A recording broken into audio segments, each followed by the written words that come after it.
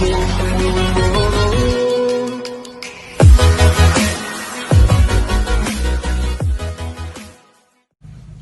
ये है हमारा नेक्स्ट प्राइमरी सेल।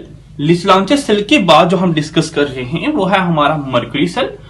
तो प्राइमरी सेल है मर्करी सेल, दैट इज ऐसा सेल है जिसमें रिएक्शन रिवर्सिबल ना हो, इरिवर्सिबल सेल है। एक बार रिडॉक्स रिएक्शन खत्म हो गई या कंप्लीट हो गई उसके बाद ये रिवर्स ना हो, ऐसे सेल को हम क्या कहते हैं? प्राइमरी सेल कहते हैं। तो आइए डिस्कस करते हैं मर्करी सेल क्या है। देखिए, मर्करी सेल को इन्वेंट किया था हमारे, जैसे लीच-लांचे सेल ड्राई सेल को इन्वेंट किया लीच-लांचे ने, और हमने बताया था कि ड्राई सेल को लीच-लांचे ने 1868 में इन्वेंट किया था। ठीक है, तो मर्करी सेल की बात आई तो मर्करी सेल को इन्वेंट किया सैमुअल, मैं लिखता हूं नाम, सैमुअल रूबन। सैमुअल रूबन ने इन 1942, ठीक है, मर्करी सेल को सैमुअल रूबन 1942 में इन्वेंट किया था मर्करी सेल को। ठीक है, अब ये मर्करी सेल पाया कहां जाता है? जैसे मैंने आपको लीच-लांचे की बात बताई थी, तो वो हमारे रेडियो में हो गया या हमारे ट्रांजिस्टर्स में हो गया, वहां पाया जाता है। ठीक है, तो मर्करी सेल्स जो है ये पाया जाता है, याद रखिए, लो करंट डिवाइसेस में। कहां? लो करंट डिवाइसेस। ये हमेशा जो आपको लो करंट डिवाइसेस दिखेंगी उनमें ये सेल प्रेजेंट होता है। फॉर एग्जाम्पल आप बोल दीजिए आपका हेयरिंग एड हो गया, वो कानों में मशीन होती है ना सुनने वाली, ठीक है, तो उसमें प्रेजेंट होता है हमारा मर्करी सेल। हेयरिंग एड्स हो गया, आपकी वॉचेस हो गई, घड़ियां हो गई, ठीक है, जो आप पहनते हैं अपने हाथ में, ठीक है।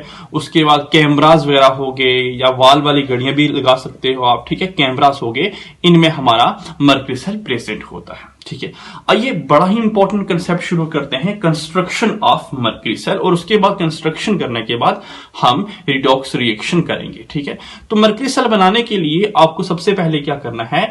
एक जिंक सिलेंडर बनाना है, जो कि जिंक सिलेंडर एक्ट करेगा एनोड का। ठीक है, तो हम क्या कर रहे हैं? जिंक का एक सिलेंडर बना रहे हैं आपके सामने। आपको भी साथ साथ जिंक का एक सिलेंडर बनाना है, तो आप बनाइए। ये है जिंक का एक सिलेंडर, ठीक है, और इसे क्या कीजिए? ऐसा कीजिए ऊपर से, इसे आप ऐसा कीजिए ऊपर से। ठीक है, क्लियर है? ये है हमारा जिंक का एक सिलेंडर। आप साथ साथ नाम नोट करते जाइए, लिखिए, ये है जिंक का cylinder. Zinc cylinder, zinc cylinder जो कि क्या एक्ट कर रहा है?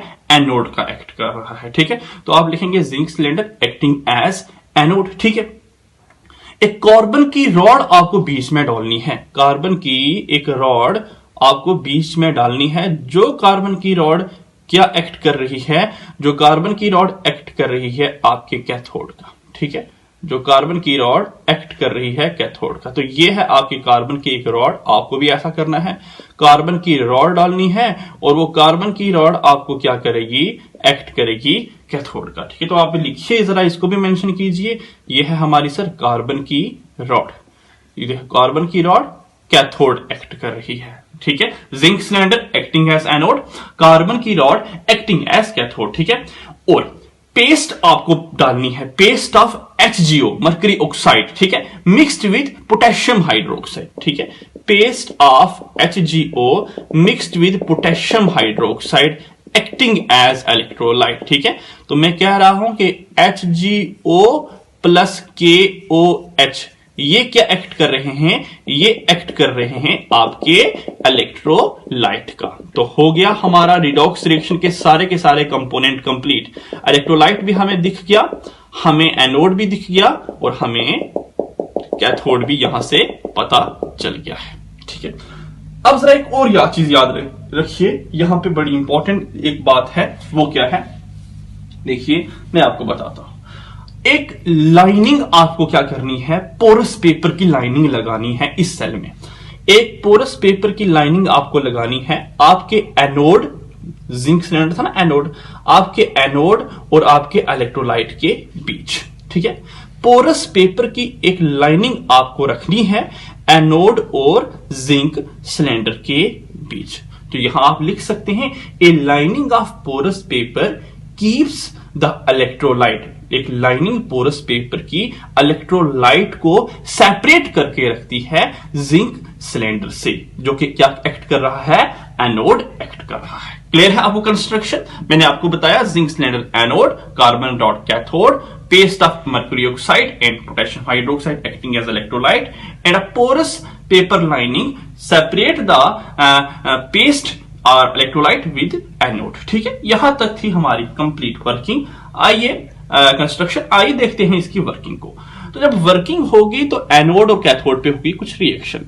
तो शुरू करते हैं कि एनोड की रिएक्शन क्या है वो देखते हैं। जब भी रिएक्शन लिखते हैं, 1000 बार कह चुके हैं हम, एनोड की रिएक्शन पहले लिखी जाती है, फिर बाद में कैथोड की रिएक्शन लिखी जाती है। एनोड किसका बना है? एनोड बना है सर जिंक सॉलिड है, जिंक सिलेंडर है तो जिंक सॉलिड का बना है, तो जिंक सॉलिड, ठीक है, एनोड है। अब पोरस पेपर की लाइनिंग में से जो पोटेशियम नहीं जाएगा, मरकरी के ऑक्साइड नहीं जाएंगे, सिर्फ हाइड्रो ऑक्साइड जो आयन है वो क्या करेगा? टूटेगा और निकलेगा बाहर। आप जानते हैं ना जरा पोटेशियम हाइड्रोक्साइड कैसे है? K पॉजिटिव और OH नेगेटिव में, जानते हैं आप इस बात को, ठीक है। मरकरी ऑक्साइड कैसे है? मरकरी ऑक्साइड Hg2 पॉजिटिव और O2 नेगेटिव में। तो ये दो आयन तो यहां से पोरस पेपर की लाइनिंग से उधर जाने वाले नहीं है, ठीक है। अब ये आयन भी नहीं ट्रांसफर होगा। एक आयन जो होगा वो हमारा ट्रांसफर होगा पोरस पेपर की लाइनिंग से जिंक सिलेंडर की तरफ जाएगा, वो है हमारा हाइड्रोक्साइड आयन, ठीक है, हाइड्रोक्साइड आयन, ठीक है। तो ये आयन यहां से ट्रांसफर हुआ। अब ये आयन जैसे ही यहां से ट्रांसफर हुआ तो हम लिख सकते हैं 2 time OH negative, 2 time OH नहीं, एक से ज्यादा भी ट्रांसफर हो सकते हैं। तो इलेक्ट्रॉन ट्रांसफर हुए तो यहां से गए कहां? एनोड के ऊपर, एनोड मतलब जिंक के ऊपर, और वहां जाके एनोड की करवा दी इन्होंने ऑक्सीडेशन। मैं बताता हूं आपको, देखिए 1 मिनट मुझे रिएक्शन लिखने दीजिए, फिर मैं आपको कंप्लीट बताता हूं कि कैसे ऑक्सीडेशन हुई। देखिए जिंक की ऑक्सीडेशन स्टेट क्या है आप बता सकते हैं? सर कोई भी चीज जब अपनी एलिमेंट्री स्टेट में हो तो उसकी ऑक्सीडेशन स्टेट होती है 0, तो यहां जिंक 0 ऑक्सीडेशन स्टेट में है। जरा यहां बता सकते हैं सर ऑक्सीजन है -2 में तो जिंक है +2 में, तो जिंक अगर 0 से +2 में गया, 2 इलेक्ट्रॉन लॉस किए होंगे तभी गया, प्लस जिंक की 2 इलेक्ट्रॉन लॉस हुए हैं तो हम लिख सकते हैं जिंक की 2 इलेक्ट्रॉन लॉस हुए, जिंक की होगी ऑक्सीडेशन। तो ये हुई हमारी ऑक्सीडेशन की रिएक्शन, और कहा हुई? एनोड के ऊपर हुई। एनोड पे ऑक्सीडेशन करने के लिए इलेक्ट्रोलाइट का पोटेशियम हाइड्रोक्साइड जो आयन था बड़ा ही इंपॉर्टेंट था, ठीक है, उसने करवाई एनोड पे जिंक की ऑक्सीडेशन। क्लियर है? आइए बात करते हैं कैथोड की। कैथोड पे क्या हुआ? कैथोड की रिएक्शन हम लिखते हैं। तो कैथोड पे होती है रिडक्शन।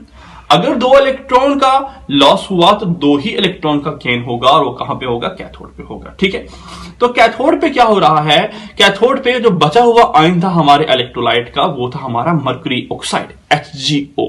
तो mercury oxide HgO ion, mercury oxide अब बन चुका है हमारे सेल में वाटर, ठीक है। तो उसे यूज भी करना पड़ेगा दोबारा से। ऐसा थोड़ी है कि आपकी घड़ियों में पानी बन जाता है उस सेल में, ठीक है, तो वाटर यूजेबल हो जाता है दोबारा से। तो उसी वाटर को यूज किया दोबारा से, ठीक है। जो वाटर बना HgO, और जो वाटर हमारा बना उसको हमने क्या किया? यूज किया। लिक्विड स्टेट में है HgO solid, mercury oxide solid state में है, HgO लिक्विड स्टेट में है, ठीक है। अब कितने इलेक्ट्रॉन का लॉस हुआ था ऑक्सीडेशन में? 2 इलेक्ट्रॉन का। तो कितने इलेक्ट्रॉन का गेन होगा? 2 ही इलेक्ट्रॉन का गेन होगा ना, ठीक है। अब देखिए रिएक्शन क्या होने वाली है। रिएक्शन होगी result in the formation of Hg mercury. Mercury किस स्टेट में होता है? लिक्विड स्टेट में होता है, आप जानते हैं, ठीक है। और साथ में क्या बना? साथ में बना 2 टाइम OH नेगेटिव। मैं बताता हूं आपको, देखिए आपको पता चलेगा कि हाँ रिडक्शन हो रही है। एक ऑक्सीजन की ऑक्सीडेशन स्टेट होती है -2, आप जानते हैं, ठीक है, ऑक्सीजन -2 में होता है। तो यहां पे मरकरी किस में होगा? मरकरी +2 में होगा, ठीक है। अब जरा आगे देखिए मरकरी किस ऑक्सीडेशन स्टेट में है? मरकरी +2 में है। यहां मरकरी अपनी एलिमेंट्री स्टेट में है, और कोई भी एलिमेंट्री स्टेट में हो तो उसकी ऑक्सीडेशन स्टेट क्या होती है? 0 होती है। आप खुद सोचिए, मरकरी +2 से 0 में आया, मरकरी ने 2 इलेक्ट्रॉन गेन किए, तभी तो +2 से 0 में आया। तो 2 इलेक्ट्रॉन जो जिंक ने लॉस किए थे वही 2 इलेक्ट्रॉन मरकरी गेन कर रहा है। जिंक की हो रही है ऑक्सीडेशन क्योंकि वो एनोड एक्ट कर रहा है, मरकरी की हो रही है रिडक्शन क्योंकि वो कैथोड एक्ट कर रहा है, कैथोड का आयन एक्ट कर रहा है यहां पे, ठीक है। तो ये होती है हमारी कंप्लीट एनोड और कैथोड की रिएक्शन, ठीक है। तो ओवरऑल रिएक्शन क्या है वो भी आप नोट डाउन कर लीजिए। तो लिखिए ओवरऑल रिएक्शन यहां क्या हो रही है, ओवरऑल रिडॉक्स रिएक्शन भी लिख सकते हैं आप, ठीक है। तो जरा देखिए हमारा ये वाटर है, और हमारा ये वाटर है, कैंसिल हो जाएगा। हमारे ये 2 इलेक्ट्रॉन है, हमारे ये 2 इलेक्ट्रॉन है, कैंसिल हो जाएंगे नहीं हो जाएंगे। हमारे ये 2 हाइड्रोक्सिलाइन है, हमारे ये 2 हाइड्रोक्सिलाइन है, ये भी कैंसिल हो जाएंगे। ठीक है, तो बचेगा क्या, जरा वो देखिए। ये है सर हमारा जिंक सॉलिड। इस तरफ तो नहीं है, नीचे क्या है, नीचे है हमारा HgO मरकरी ऑक्साइड, और वो भी किस फॉर्म, सॉलिड फॉर्म में है। आगे क्या बन रहा है, आगे देखिए, आगे बन रहा है जिंक ऑक्साइड, और वो सॉलिड फॉर्म में होता है। ठीक है, जिंक ऑक्साइड वो है सॉलिड फॉर्म में, और साथ में मरकरी बन रहा है, वो है हमारा लिक्विड स्टेट में। ठीक है, मरकरी बन रहा है, ये है हमारी ओवरऑल ऑक्सीडेशन एंड रिडक्शन वाली reaction, that is overall redox reaction. ठीक है, तो ये कंप्लीट हमने आपको बताया मरकरी सेल, जिसमें मरकरी प्रेजेंट होता है और मरकरी की वजह से ये रिएक्शन हो रही है सारी की सारी। ठीक है, याद रखिए मरकरी सेल का जो सेल पोटेंशियल होता है बड़ा इंपॉर्टेंट है। मरकरी सेल का सेल पोटेंशियल आप नोट डाउन कर लीजिए, वो होता है 1.35 वोल्ट। ये है हमारे मरकरी सेल का सेल पोटेंशियल, और बड़ा एफिशिएंट सेल होता है ये। बस ये कंप्लीट हमारा कंसेप्ट था मरकरी सेल के ऊपर। आइए हम सेकेंडरी सेल को शुरू करते हैं अब। तो आइए शुरू करते हैं हम सेकेंडरी सेल।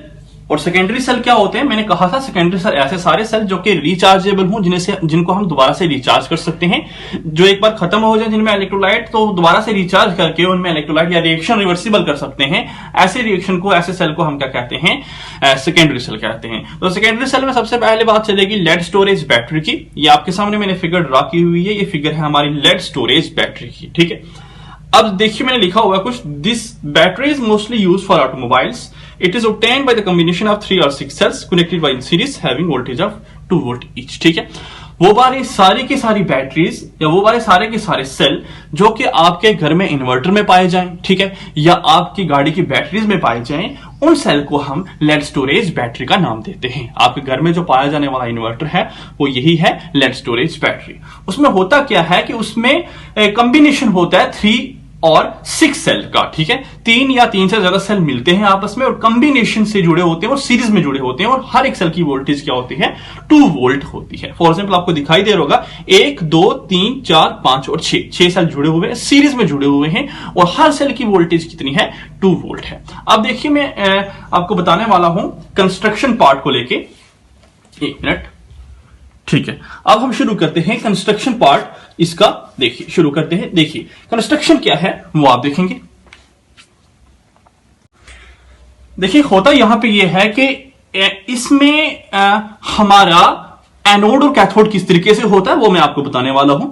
ये आपके सामने ब्लैक वाले 3 सेल्स दिखाई दे रहे होंगे आपको, ये होती हैं हमारे एक्ट कर रही हैं एज अ एनोड। ठीक है, और ये क्या होती हैं, ये प्लेट जो आपके सामने ब्लैक कलर की हैं, 1 प्लेट 2 प्लेट और 3 प्लेट, ये होता है, इनमें प्रेजेंट होता है स्पॉन्जी लेड। ठीक है, ये लेड की प्लेट्स होती हैं और इन लेड की प्लेट में प्रेजेंट होता है स्पॉन्जी लेड जो एक्ट करता है एनोड का। तो लेड की प्लेट है जिनमें लेड प्रेजेंट है और लेड एक्ट कर रहा है किसका, एनोड का। तो ये हुआ हमारा एनोड, यहां पे हमें मिल गया।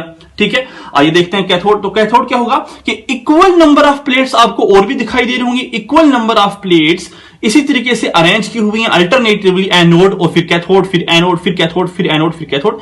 इक्वल नंबर ऑफ प्लेट जो हैं वो एक्ट कर रही हैं, वो भी लेड की प्लेट हैं। ठीक है, ये भी लेड की प्लेट थी जिनमें स्पॉन्जी लेड प्रेजेंट था।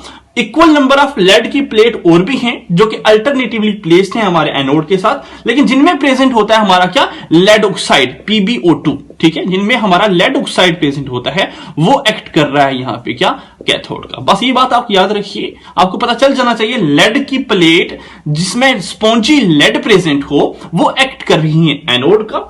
इक्वल नंबर ऑफ लेड की प्लेट जिसमें लेड ऑक्साइड प्रेजेंट हो वो एक्ट कर रहा है यहां पे कैथोड का। तो आपको एनोड और कैथोड मिल गया। ठीक है, एनोड और कैथोड की प्लेट्स अल्टरनेटिवली प्लेस्ड हैं, ये भी पता चल गया। और एनोड और कैथोड की प्लेट जो हैं वो क्या की हुई हैं, वो सेपरेट की हुई हैं एक दूसरे से बाय वुडन और ग्लास फाइबर शीट। याद रखिए, ये आप घर की बैटरीज उठा के देख लेना, ये प्लेटें एक दूसरे से सेपरेट की होंगी। वो ब्लैक कलर के सर्कुलर होल्स बने होते हैं, वो सारे के सारे होल एक दूसरे से सेपरेट किए होते हैं बाय वुडन और ग्लास फाइबर शीट। ठीक है, और ये प्लेट डिप की हुई होती है। किसमें? ये प्लेट डिप की हुई होती है। हमारा जो इलेक्ट्रोलाइट यहां पे होता है वो क्या होता है? Dilute H2SO4। ये सारी की सारी plate sulphuric acid, dilute sulphuric acid में डिप करी हुई होती हैं। याद रखिए, कभी अगर लेड की उस बैटरी में से, जो हम घर की बैटरी है, वो घर की बैटरी में से कुछ एसिड उठाते समय निकल जाए बाहर, वो आपके मार्बल के ऊपर गिर जाए, तो आपका मार्बल व्हाइट कलर का हो जाता है। और मार्बल जलता नहीं है, हाथ आपका जलेगा नहीं, लेकिन व्हाइट कलर का जरूर होगा, बिकॉज उसमें सल्फ्यूरिक एसिड प्रेजेंट होता है जो कि रिएक्ट कर जाता है मार्बल के साथ। मोर ओवर वो डाइल्यूट होता है, तो इतनी ज्यादा कंसंट्रेशन में नहीं होता, तो इतना ज्यादा अफेक्ट वो नहीं कर रहा होता है। ठीक है, तो याद रखिए, मैंने आपको एनोड बताया, स्पॉन्जी लेड प्रेजेंट होता है एनोड की प्लेट में, और कैथोड हमारा वो भी प्लेट होती है लेड की, जिसमें लेड ऑक्साइड प्रेजेंट होता है। ये दोनों प्लेट अल्टरनेटिवली प्लेस्ड हैं। इन प्लेट्स को हमने क्या किया हुआ है? सेपरेट किया हुआ है बाय वुडन और ग्लास फाइबर शीट। और ये प्लेट्स डिप हुई होती हैं डाइल्यूट सल्फ्यूरिक एसिड में, जिसकी कंसंट्रेशन 30% कंसंट्रेटेड है। मतलब 100% में से 30% हमारा सल्फ्यूरिक एसिड होगा, बाकी हमारा डाइल्यूट वाटर होगा बीच में। ठीक है, और जिसकी डेंसिटी याद रखिए, बड़ी इंपॉर्टेंट बात है, जिसकी डेंसिटी है 1.30 ग्राम पर सेंटीमीटर क्यूब। ठीक है, ये है डेंसिटी इसकी, मैं बताऊंगा इसका वर्क आने वाला है आगे। ठीक है, तो ये था हमारा कंप्लीट कंस्ट्रक्शन हमारे लेड स्टोरेज बैटरी की। आइए देखते हैं वर्किंग हम देखेंगे। हमें पता है कि हमारी लेड स्टोरेज बैटरी रिचार्जेबल भी है, तो ड्यूरिंग डिस्चार्जिंग कौन सी रिएक्शन होगी वो देखेंगे, और ड्यूरिंग रिचार्जिंग कौन सी रिएक्शन होगी वो देखेंगे। तो पहले आप हेडिंग लगाइए वर्किंग में, ड्यूरिंग डिस्चार्जिंग के टाइम जब हमारी लाइट चली गई है, और हमारी लाइट चली गई है तो हमारा इन्वर्टर वर्क करना शुरू कर गया है, तो उस टाइम कौन सी रिएक्शन होगी वो आपको नोट डाउन करनी है यहां पे। तो during discharging following reaction take place. हमारा सल्फ्यूरिक एसिड है, तो हमारा जो सल्फ्यूरिक एसिड है वो इलेक्ट्रोलाइट है, वो टूटेगा 2 time H2SO4। Sulphuric acid electrolyte है, इलेक्ट्रोलाइट टूटेगा किसमें? कितने हाइड्रोजन आयन है? 4 है, तो 4 टाइम H पॉजिटिव आयन में, और सल्फेट आयन कितने हैं? 2 हैं, तो प्लस 2 टाइम SO4 2 नेगेटिव में। ठीक है, जरा देखिए, 2 multiply by 2 is equal to 4 negative ion, और 4 पॉजिटिव आयन में टूट गया हमारा सल्फ्यूरिक एसिड। ठीक है, डिस्चार्जिंग के टाइम रिएक्शन नोट डाउन कर रहे हैं। सबसे पहले सल्फ्यूरिक एसिड टूट गया, सल्फ्यूरिक एसिड हाइड्रोजन प्रोटॉन में टूटा, और हमारा सल्फेट आयन में टूटा। अब देखते हैं एनोड की रिएक्शन। सबसे पहले एनोड की रिएक्शन नोट डाउन करते हैं हम। ठीक है, तो एनोड पे कौन सी रिएक्शन होगी वो आपको देखनी। एनोड पे होती है हमेशा ऑक्सीडेशन, और एनोड क्या है हमारा? लेड का बना हुआ, लेड स्पॉन्जी लेड था। ठीक है, तो एनोड पे पीबी लेड जुड़ेगा हमारे सल्फेट आयन के साथ, SO4, जो हमारा डिस्चार्जिंग के टाइम सल्फेट बना था। ठीक है, तो SO4 2 नेगेटिव के साथ जुड़ा, तो जैसे ही जुड़ा तो हमारी रिएक्शन कर गया, हमारी रिएक्शन होगी PbSO4। ठीक है, लेड सल्फेट बन जाएगा। अब जरा देखिए, कोई भी अगर एलिमेंट्री स्टेट में है तो उसकी ऑक्सीडेशन स्टेट 0। आगे देखिए, SO4 तो 2 नेगेटिव में होता है, तो Pb किस में होगा? 2 पॉजिटिव में होगा। तो Pb 0 से +2 में गया, तो कितने इलेक्ट्रॉन लॉस किए? 2 इलेक्ट्रॉन लॉस किए। तो ये होती है हमारी एनोड पे ऑक्सीडेशन। Pb 0 से +2 में गया, 2 इलेक्ट्रॉन लॉस किए, एनोड की हुई ऑक्सीडेशन। ठीक है, एनोड पे लेड की हुई ऑक्सीडेशन। आइए बात करते हैं कैथोड की। तो कैथोड पे क्या होती है? कैथोड पे होती है रिडक्शन, तो हम लिखेंगे रिडक्शन की रिएक्शन। ठीक है, तो जितने इलेक्ट्रॉन लॉस हुए एनोड पे, उतने ही तो गेन होंगे कैथोड पे, तो उतने ही गेन करवाएंगे हम कैथोड पे। अब कैथोड हमारा किसका बना होगा? PbO2 का। तो कैथोड है हमारा लेड ऑक्साइड का, तो हम लिखेंगे PbO2। क्लियर है? अच्छा, PbO2। मोर ओवर हमारे कुछ आयन 4H पॉजिटिव वाले भी थे, 4H पॉजिटिव वाले आयन भी होंगे यहां पे, और सल्फेट आयन भी अगर कुछ बचे होंगे तो वो भी यहां डाल दीजिए, SO4 2 नेगेटिव। ये आपस में रिएक्ट करेंगे। कितना इलेक्ट्रॉन का लॉस हुआ था? 2 इलेक्ट्रॉन का, और 2 इलेक्ट्रॉन का ही गेन करवाएंगे हम, 2 इलेक्ट्रॉन का गेन करवाएंगे। रिएक्शन देखिए जरा, आपको क्लियर हो जाएगा। ठीक है, और यहां पे हमारा बनेगा PbSO4 प्लस 2 टाइम वॉट। देखिए, ये है लेड एक टाइम, लेड है एक time, sulphate 1 time, sulphate 1 time, ये 4 टाइम H, ये 2 × 2 4 टाइम H, उसके बाद ये 2 टाइम ऑक्सीजन, ये 2 टाइम ऑक्सीजन, 2 पूरा है 2 टाइम ऑक्सीजन। अब जरा यहां देखिए लेड की ऑक्सीडेशन स्टेट, एक ऑक्सीजन -2 में, 2 ऑक्सीजन -4 में, यहां 2 ऑक्सीजन -4 में है, तो लेड किस ऑक्सीडेशन स्टेट में है? लेड +4 में है। ठीक है, टू ऑक्सीजन -4 में, लेड +4 में। आगे देखिए लेड किस में है, SO4 तो -2 में होता है, तो लेड किस में होगा, लेड +2 में होगा।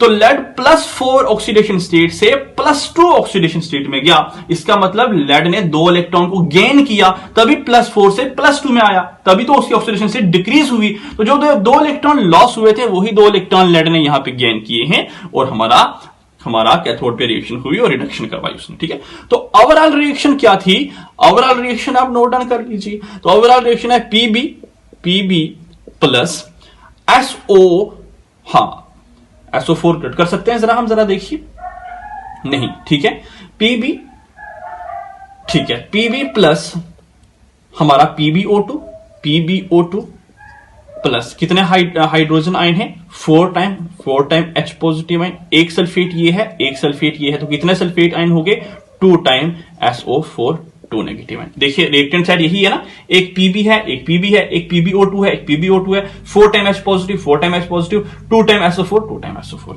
अब जरा नोट डाउन करेंगे प्रोडक्ट की रिएक्शन आगे, प्रोडक्ट में ओवरऑल रिएक्शन क्या है, तो 1 टाइम PbSO4, 2 टाइम PbSO4, तो लिखेंगे 2 टाइम PbSO4, और क्या है, और जरा देखिए और क्या बचा हुआ है, और बचा हुआ है 2 टाइम वाटर, उसके अलावा तो कुछ है नहीं है, 2 इलेक्ट्रॉन से 2 इलेक्ट्रॉन कैंसिल हो जाएंगे, तो और बचा है 2 टाइम वाटर।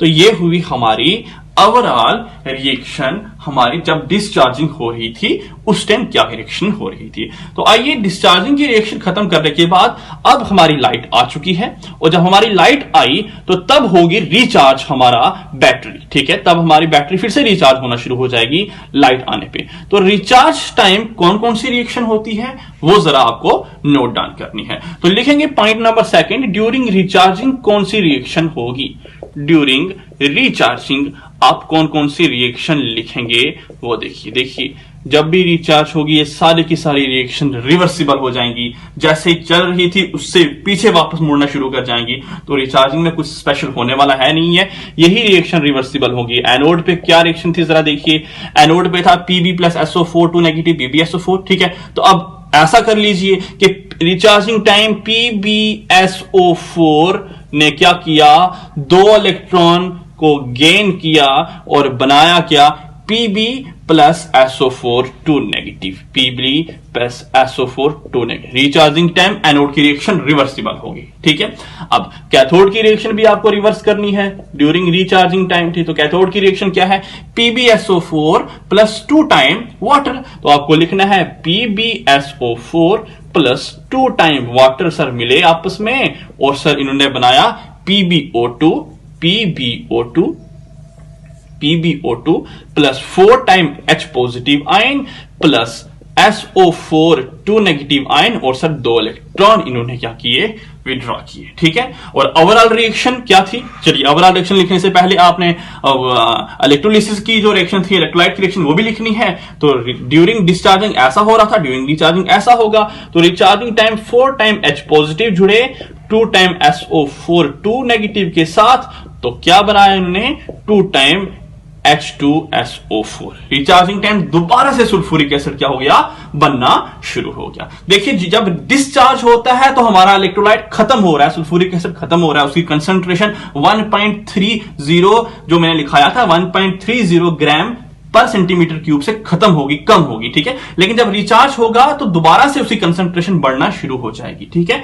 तो याद रखिए जब भी रिचार्जिंग होती है तो हमारी कंसंट्रेशन क्या होती है, 1.30 ग्राम तक नहीं पहुंच पाती, लेकिन अगर 1.28 ग्राम पर सेंटीमीटर क्यूब तक पहुंच गई तो हम बोलेंगे कि हमारी बैटरी दोबारा से रिचार्ज हो गई है। लेकिन अगर आपकी कंसंट्रेशन, आपके इलेक्ट्रोलाइट की कंसंट्रेशन 1.20 ग्राम पर सेंटीमीटर क्यूब तक पहुंच गई या कम हो गई डिस्चार्जिंग टाइम, ठीक है, तो हम बोलेंगे कि हमारी बैटरी एग्जॉस्ट हो गई है, अब खत्म हो रही है, हमारी बैटरी फंक्शन करना, वर्क करना खत्म हो गई है। तो फिर लाइट आएगी तभी उसकी कंसंट्रेशन दोबारा से बढ़ेगी, क्योंकि उस टाइम डिस्चार्जिंग नहीं होगी, उस टाइम रिचार्जिंग वाली रिएक्शन होगी। तो रिचार्जिंग होगी तो दोबारा से इसकी कंसंट्रेशन बढ़ेगी, देखिए बढ़ रहा है ये, दोबारा से कंसंट्रेशन बढ़ेगी और जैसे ही 1.28 ग्राम पर सेंटीमीटर क्यूब तक पहुंची तो हम बोलेंगे कि हमारी बैटरी रिचार्ज हो गई है, ठीक है। तो ये थी हमारी इलेक्ट्रोलाइट की कंसंट्रेशन पे भी डिपेंड कर रहा है। इलेक्ट्रोलाइट की कंसंट्रेशन कंसंट्रेशन 1.20 ग्राम पर सेंटीमीटर क्यूब तक पहुंची, तो इसका मतलब हमारी बैटरी एग्जॉस्ट खत्म हो चुकी है, दोबारा से लाइट आएगी तो रिचार्ज होगी।